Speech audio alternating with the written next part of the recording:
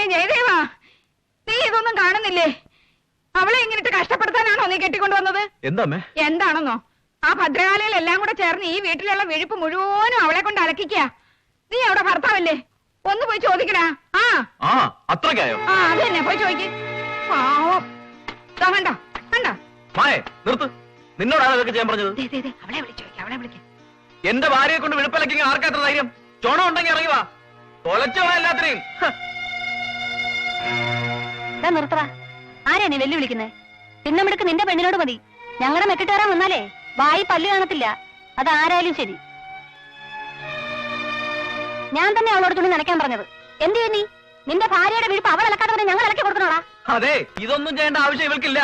നിങ്ങളെപ്പോലെ പിച്ചക്കാരിയല്ല ഇവള്. എന്റെ ഭാര്യ അവളുടെ ഇഷ്ടത്തിനൊത്തുകൂടെ ജീവിക്കും. സഹിക്കാൻ പറ്റാത്തവരെ ഇറങ്ങി പോണേ ഇവിടുന്ന്. എങ്ങോട്ടാണ് ഇറങ്ങി പോണ്ടത്? പെണ്ണുങ്ങൾ കഷ്ടപ്പെട്ട് ജോലി ചെയ്തുണ്ടാക്കിക്കൊണ്ടിരുന്ന കാശിന് 4 നേരം വെട്ടി വിഴുങ്ങിച്ചെന്ന് വീമ്പളക്കുന്നു. ഇവൻ ഈ ഊതി പെരുപ്പിച്ച് വെച്ചിരിക്കുന്ന തടിയെ അതുപോലെ ഞങ്ങളുടെ ചോറ. അറിയാമോ നിനക്ക്?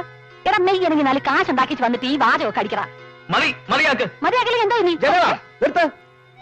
ആരോടാ നീ കൈകൊണ്ട് സംസാരിക്കുന്നത്? നിനക്ക് ഇങ്ങനെ പേരല്ലേ? നിന്നൊക്കെ ഇളവല്ല അവൻ. കേട്ടില്ലേ അവൻ പറഞ്ഞത്? ഞങ്ങളോട് ഇറങ്ങിപ്പോവാൻ. പറഞ്ഞു. എനിക്കൂടെ ആവശ്യപ്പെട്ട് വിടാറുണ്ട്. നിന്നോട് നിർത്താനല്ല പറഞ്ഞത്. എടുത്തിനാണ്ട് ഇങ്ങനെയൊക്കെ സംസാരിക്കുന്നത്? എന്തോ മാള ഇവിടെ അങ്ങ് പറഞ്ഞു നിന്നാ കേൾക്കാലോ തോറ്റപ്പാട്ട്. ഞായറാഴ്ച എന്നൊരു ദിവസം ഉണ്ടെങ്കിൽ തറവാടിലെ തലകുത്തി നിർത്തുമല്ല. അത് തന്നെ ഞാനും പറഞ്ഞത്. അയ്യോ, ഇവിടെ ആമ്പിള്ളാരെക്കാളും തന്നെയുടെ ഈ പെമ്പിള്ളാർക്കാ. അയ്യോ അച്ഛ, അമ്മ അതിന് എല്ലാത്തിനും കാരണം. അച്ഛൻ ഒന്നും പറയണ്ട, ഞാൻ എല്ലാത്തിനും കേട്ടോണ്ടിരിക്കുക. പറയണ്ടെന്ന് മായയോട് അവളുടെ തുണി തന്നെ അലക്കാൻ വന്ന് ശ്രീദേവി പറഞ്ഞു.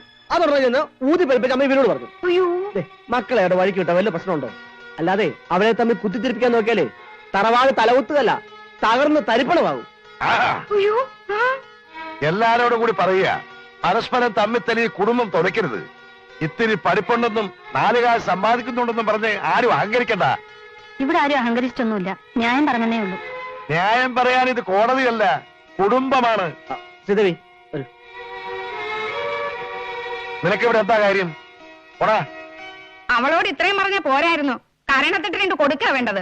കഴിവേണ്ട മാളെ, കൊന്നുകളയും ഞാൻ. ഇവറ്റകളുടെയൊക്കെ ശമ്പളം വാങ്ങി പെട്ടി വെച്ച് പൂട്ടുന്നത് നിനക്ക് സഹിക്കത്തില്ലല്ലേ? ഇനി മേലെ പിള്ളേരുടെ കാര്യത്തിലെങ്ങാൻ തലയിട്ടാൽ ചവിട്ടതിന്റെ എല്ലാം എടുക്കും ഞാൻ. ഇപ്പൊ പോന്ന് പറയും. രാത്രിയാകുമ്പോ കൊതു കടിക്കുന്നു, വാ വന്ന് പറയണേ.